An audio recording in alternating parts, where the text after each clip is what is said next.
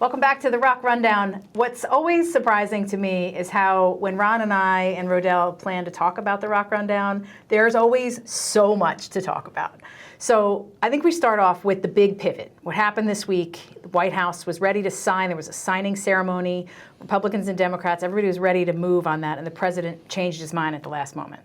I was surprised at how quickly the messaging from both sides was like, ready to move. Regardless of how they felt about it, everybody has been conditioned to know that everything is always changing in this town. What would you say was your takeaway? Yeah, I know. Look, no question about it. It was not good in the morning where it's the signing ceremony is supposed to happen. I mean, Congresswoman Virginia Fox showed up at Statuary Hall, like, where is everybody? And the White House staff had been promoting the signing ceremony and promoting this bill. So it wasn't about the bill. It was about Trump needing the SAVE Act in order to have anything else go through.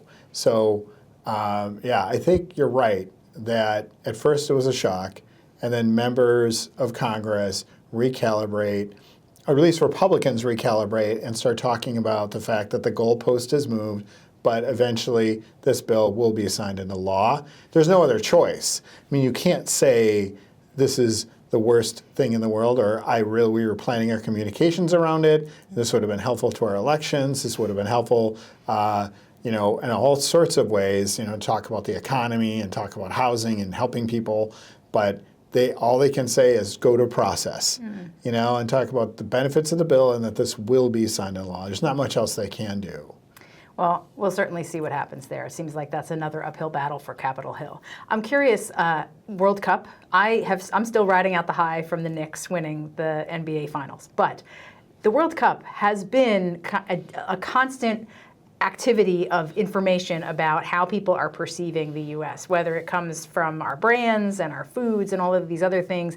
Everybody is really getting into the World Cup, and it's exciting. What's your takeaway there? Yeah, it's a lot of fun. World Cup is a really nice vacation from the day-to-day negative news cycles that we see all the time, just the constant chaos and churn that's going on. And watching the World Cup is fascinating. I mean, I really enjoy watching all the fans from the different countries showing up, and collectively, like the Netherlands, Scotland, but especially Norway, when they're doing their Norway row, their Norwegian row, like the rowing a Viking ship. Those things are fun.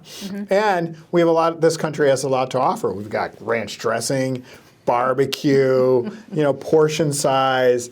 And Europeans are figuring out that we expect to tip. We expect tipping in this country too. So they're learning a lot about that. But it's been a lot of fun. And it goes right into the 4th of July, celebrating America's 250th anniversary. It's a big deal. There's a lot of activity and a lot of news. And I think you're right. I think from the lead-in to 250 with World Cup, then we've got 250, and then we've got the rest of the summer, and then we have midterms. There's a lot. There is. And the cool thing about it is America, Team USA, is in the fight. The first game, I just was in love with that first half. I didn't get to watch the second game, unfortunately, and they're playing. They're playing today. I shouldn't say today for the studio audience. They've played. We don't know how they've done, but they've played.